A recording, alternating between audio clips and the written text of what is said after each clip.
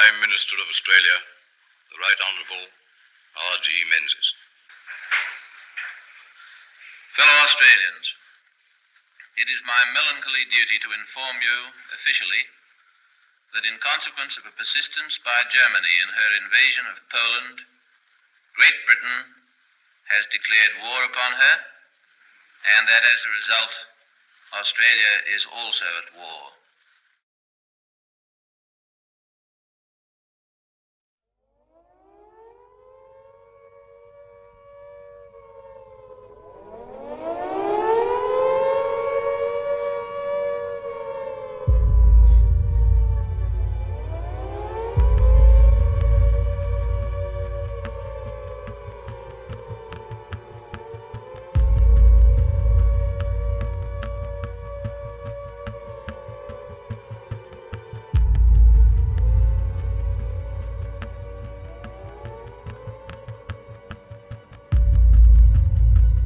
One of the main achievements of Tobruk was defying Rommel and the German army, occupying the Suez Canal and Palestine and Israel.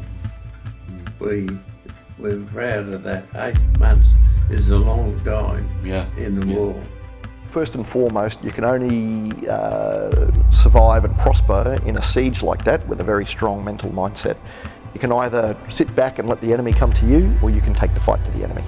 Taking the fight to the enemy won the day in the siege of Tobruk.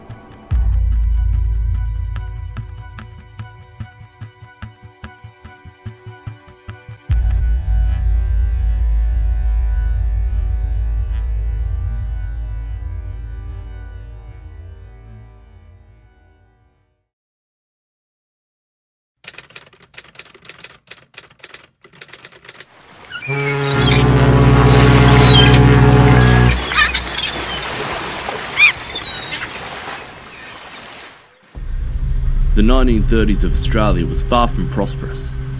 The Great Depression of America had hit Australia hard, and by 1939, Australia was gradually starting to regain their strength. 10,000 miles away in Europe, tensions were rising. Adolf Hitler's annexation of Austria and Czechoslovakia showed that peace on the continent was slowly beginning to break down. After the signing of the Treaty of Versailles at the end of the First World War, Germany lost everything and was in the midst of an economic collapse. The people were on the verge of rebellion and were still bitter about their loss of the war just 20 years before. Germany had lost everything, and Hitler had promised to take it back. On the 1st of September 1939, Hitler invaded Poland. Britain and France declared war. Australia, meanwhile, was suffering from the tyranny of distance. Commonwealth dominion of Great Britain on the other side of the world. Robert Menzies, the Prime Minister of Australia, made his intentions clear of remaining by Britain no matter what the circumstance. And that's exactly what he did. Menzies received a formal request from the British Prime Minister Neville Chamberlain and His Majesty King George VI to assist Great Britain in the Second World War. 1 hour and 35 minutes later, Australia declared war on Germany.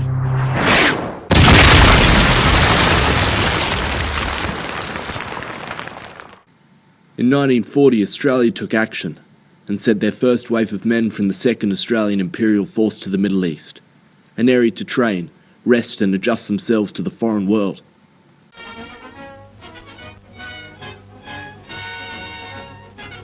Big luxury liners bring Australian and New Zealand armies to Egypt. One transport brings New Zealanders. They're under the command of Major General Freyberg, BC, a veteran, if one may apply the word to a man 50 years young, a veteran of the Great War. Australian forces were originally sent to the Middle East and the Mediterranean basically as a staging post, as a staging area. They were to go to Egypt, to go to Palestine. They were supposed to learn how to train, learn how to become soldiers, because you need to keep in mind that the Australian Imperial Force was a volunteer army. They weren't professional soldiers. So they were to go to Palestine, go to training camps, learn how to fight, and then they were to be sent to England and then hopefully on to France to fight against the Germans and say a second Western Front. Things, however, took a turn for the worst. Italy joined the war alongside Germany on the 10th of June 1940, creating a new battlefield in Africa. current land of Libya was then Italian, presenting a new threat to the neighbouring British Egypt and French Algeria and Tunisia. The most important thing in North Africa just happened to be the Suez Canal. Okay, and the Suez Canal being basically in the eastern part of Egypt. Supplies would have to go all the way around the Cape of Good Hope at the southern end of Africa and up into Asia that way. That would mean convoys would have to travel down the Atlantic, which was very, very, very vulnerable to interdiction by German U-boats, German submarines. So had the Suez Canal fallen, that would have had a dire consequence for Commonwealth and British operations in the Far East. On the 14th of June 1940, British and Commonwealth forces marched into Italian Libya with ease, pushing forward without resistance into the central and western parts of the territory. It was a complete success. The Allies believed the North African campaign was done, finished and forgotten. They were wrong. Expecting German reinforcements in Africa around May 1940, the Allies were in for a rude awakening when German forces landed and began their deadly assault on the 31st of March, 2 months earlier than expected. They pushed back the Allies with unprecedented speed, a movement which shocked military commanders across the globe. The man behind it? Erwin Rommel. A German military commander fresh from Europe, a legend within the German army and Hitler's closest general. Unbeatable on the field, Rommel headed one of 10 German panzer divisions in the invasion of Poland and France. Undefeated, he was a serious threat and danger to the Allied war campaign. Holding the taken African land was of utmost importance. 1,000 kilometres west of Libya was the Suez Canal, the link between European and Asian theatres of war. If Germany took Egypt, Germany would win the war. An efficient and direct linkage between Japan and Germany would mean an undeniable defeat for the Allies. They could not lose Africa. As the Allies were pushed further and further back, it became undeniable that Tobruk had to be held. A deep-sea harbour, Italian fortifications, escarpments, cliffs, flat surroundings, barbed wire fencing, anti-tank ditches, and an airfield. Tobruk was holding point heaven. 14,000 Australian infantry, 11,000 British artillery and 1,000 Indian troops were garrisoned in Tobruk, and on the 13th of April 1941, the Afrika Korps reached them, and then Blitzkrieg began.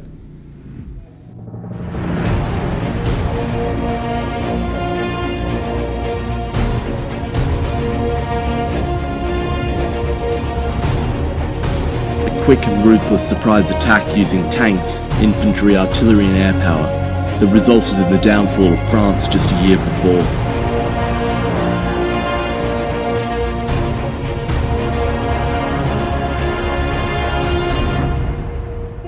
This time, it was different.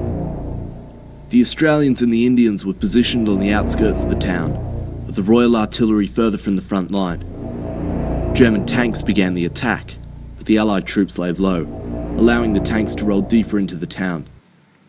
Next followed the infantry, who were under the impression there was no resistance on the outskirts of Tobruk. However, the Allies leapt from their positions, eliminating all of the enemy infantry.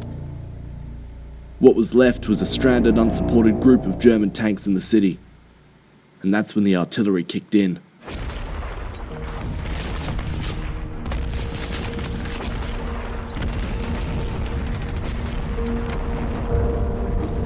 Trying to flee, the German tanks began a retreat, but were greeted by the sounds of British cruiser tanks, destroying what was left of the German defensive. For the first time in the Second World War, Hitler's Wehrmacht had been stopped. 18 months of retreat, 18 months of defeat, had stopped here.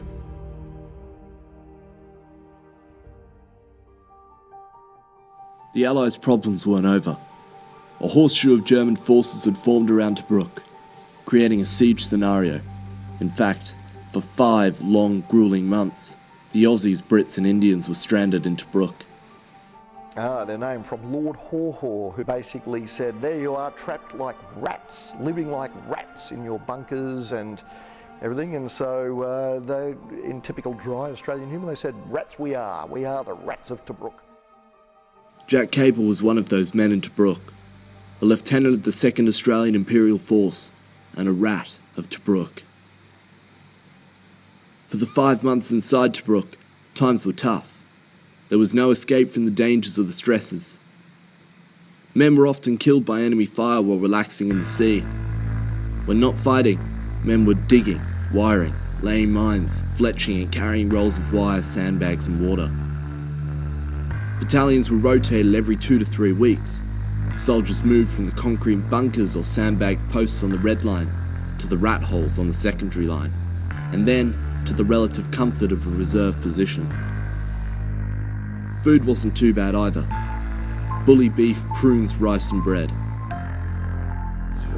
Every night the food truck would come up and 2 buckets of water. That was for the bully beef stew, and that was for the prunes and rice, and 2 buckets of water, one supposed to be hot, one cold. No tea towel. A siege only works when you can cut off supply. Unfortunately for the Germans, they could not cut off, and the Italians, they could not cut off the resupply. Intermittent as it was, they could not cut off the resupply that was facilitated by the Royal Navy and the Royal Australian Navy. So yes, there was lots of rationing and it was hard, very, very hard, but at the end of the day, that didn't imperil their situation. They had enough to do what they needed to do. Aldershot ovens also churned out freshly made bread 6 days a week. For the first 3 months of the Tobruk siege, there was a huge lack of vegetables and fruit, but as the sea convoys became more frequent, the soldiers' diets became more adequate with vitamin and salt tablets. There became a little more of everything. New uniforms and boots, and even a distribution of rum to the frontline troops every 2 weeks.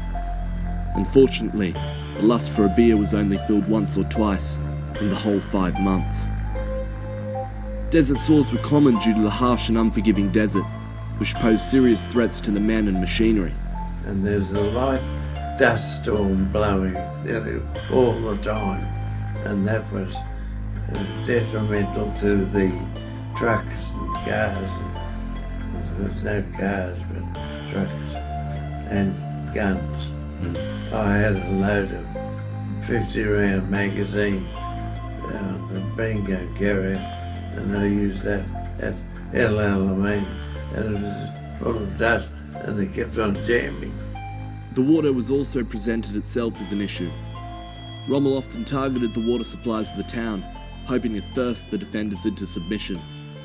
But anti-aircraft gunners fought fiercely, defending the water storage till the end of the siege. And I was guarding a water point, and the bombers came in at such an angle that we admired the pilots, and they bombed Akak position and made a terrible mess of it. Brackish had chlorinated. It was the only thing they had. As casualties continued to rise, on July 1941, the Australian government wanted the troops out. Heavy losses in the Greece defensive meant that the government couldn't afford to lose more troops. The British government resisted, claiming that the retreat of so many troops was so immensely dangerous and difficult. However, an agreement was set. Over a 3-month period, the Australian soldiers were taken out of Tobruk. Night after night, the ship slipped into the harbour, ready to carry the boys home. The Australians streamed on board, their packs and haversacks bulging with souvenirs crafted from shell cases, grenades and wrecked planes. Holds closed, rope ladders came up, lines were cast, and the convoy sailed out of the harbour into the night. The siege was over, and the boys were coming home. 5,989 Allied soldiers had died. Jack didn't rest. He went to Cairo for officer training, and then back into the Battle of El Alamein as a lieutenant, and suffered 2 perforated eardrums. Afterwards he fought in Papua New Guinea, pushing back offensive forces and suffered from malaria, dengue fever and dysentery. Finally coming home, Jack then had to adapt himself to civilian life.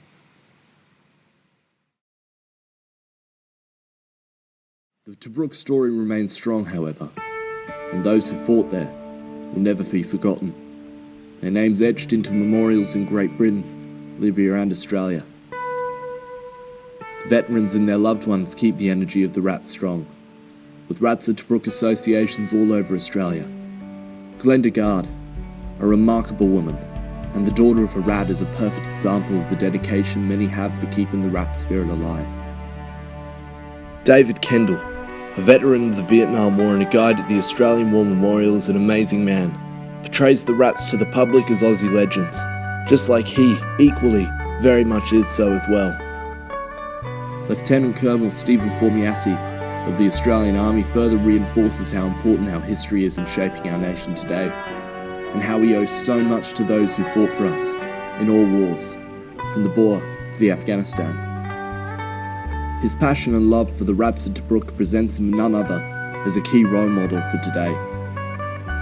Dr. Carl James from the Australian War Memorial, a man who has dedicated his life to publicising and informing the public on our rich and complex history, a crucial and greatly appreciated role in society. As Edmund Burke said himself, those who don't know history are destined to repeat it. And of course, Jack Cable. At 97, his love for life and humour makes him a joy to be around. Although him and many Tobruk veterans don't like to be called it, they are true Australian heroes. The Rats of Tobruk, the Stoppers of Germany, the legends of Australia.